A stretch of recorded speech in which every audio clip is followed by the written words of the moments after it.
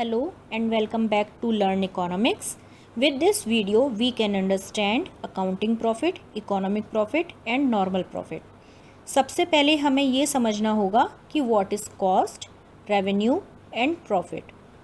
Cost means जिसमें आपकी fixed and variable cost include रहती हैं, such as जैसे फैक्ट्री में आप बिल्डिंग का रेंट जो दे रहे हैं, मशीनरी, इनकी मेंटेनेंस वगैरह का जो भी खर्चा है, पीपल्स जिनकी सहायता से प्रोडक्शन किया जाता है, जैसे लेबर वगैरह को वेजेस देना, रॉ मटेरियल यानी प्रोडक्ट को बनाने के लिए जो ज़रूरी है, तो इन सभी पर जो खर्च किया जाता है वो कॉस्ट कहलाती है।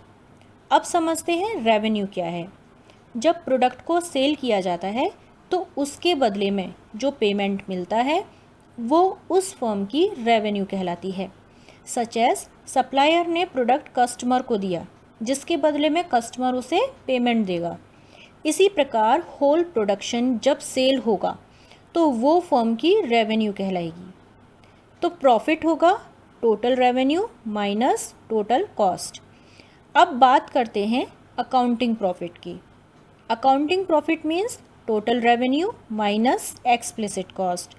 एक्सप्लिसिट कॉस्ट मीन्स वो कैश पेमेंट्स जो firm labour services, transportation, raw material etcetera पर करती है। मीन्स टोटल रेवेन्यू में से एक्सप्लिसिट कॉस्ट को निकालने के बाद जो फर्म की टैक्सेबल इनकम होती है, यानी जिस इनकम पर वो गवर्नमेंट को टैक्स देती है, वो उसकी अकाउंटिंग प्रॉफिट कहलाता है। नेक्स्ट हम बात करते हैं इकोनॉमिक प्रॉफिट की।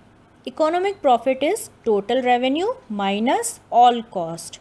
ऑल कॉस्ट मीन्स जिसमें एक्सप्लिसिट एंड इम्प्लिसिट दोनों ही कॉस्ट इंक्लूड हैं। इम्प्लिसिट कॉस्ट से अर्थ अपॉर्चुनिटी कॉस्ट से है।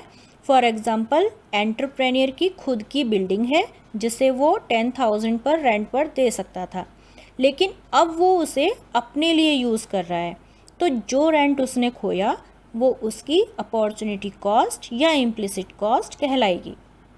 इसी प्रकार अगर वो पहले 30,000 रुपीज़ की जॉब कर रहा था और अब उसने खुद का बिजनेस कर लिया, तो अब जो उसने ये 30,000 रुपीज़ खोए वो उसकी इम्प्लिसिट कॉस्ट कहलाएगी।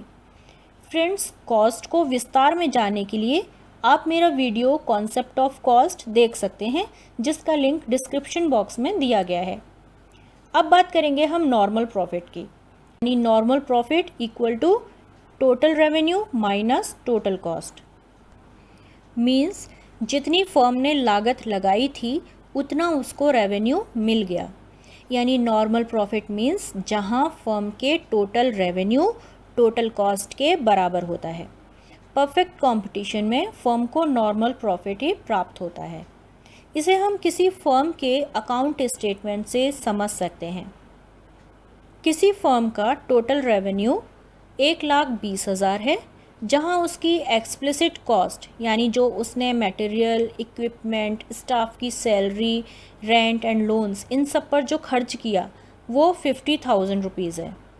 तो फर्म का अकाउंटिंग प्रॉफिट यानी टोटल रेवेन्यू में से एक्सप्लिसिट कॉस्ट को जब माइनस कर देंगे तो अकाउंटिंग प्रॉफिट फर्म का आ गया 70,000 रुपीज़। अब उसकी इम्प्लिसिट कॉस्ट यानी अपॉर्चुनिटी कॉस्ट, जैसे फॉरगॉन सैलरी यानी जो वो जॉब छोड़कर आया है 30,000 रुपीज़, और खुद की बिल्डिंग जो वो रेंट पर दे सकता था 10,000 में, पर अब वो उसे खुद के लिए यूज़ कर रहा है तो उसे कोई रेंट कुछ नहीं मिल रहा उसका, तो वो 10,000 रुपीज़। यानी इम्प्लिसिट कॉस्ट कितनी हो गई 40,000 रुपीज़। तो यहाँ इकोनॉमिक प्रॉफिट होगा accounting profit minus implicit cost यानी 30,000 रुपीज़। यहाँ फर्म को बहुत फ़ायदा हो रहा है क्योंकि यहाँ फर्म अपनी अपॉर्चुनिटी कॉस्ट को तो कवर कर ही रही है, बट उसे एक्स्ट्रा प्रॉफिट भी हो रहा है। अब हम सेकंड केस की बात करते हैं जिसमें फर्म की टोटल रेवेन्यू 1,20,000 है और एक्सप्लिसिट कॉस्ट उसकी बढ़कर अब 80,000 रुपीज़ हो जाती है। तो फर्म का अकाउंटिंग प्रॉफिट 40,000 रुपीज़ आएगा। यहाँ पर फर्म की इम्प्लिसिट कॉस्ट सेम है 40,000 रुपीज़। तो जब हम इकोनॉमिक प्रॉफिट निकालेंगे accounting profit minus implicit cost, तो इकोनॉमिक प्रॉफिट हमारा ज़ीरो आएगा। यानी इस केस में फर्म नॉर्मल प्रॉफिट में है। नॉर्मल प्रॉफिट यानी यहाँ वो अपनी अपॉर्चुनिटी कॉस्ट को तो कवर कर ही रही है, यहाँ पे उसे कोई लॉस नहीं है। तो फ्रेंड्स, जब तक इकोनॉमिक प्रॉफिट पॉजिटिव है firm is doing good, and अगर ये नेगेटिव हो जाता है then firm is suffering losses. तो फ्रेंड्स, आज के वीडियो में हमने accounting profit, normal profit and economic profit के बारे में समझा। Thanks for watching and please subscribe my channel and stay connected.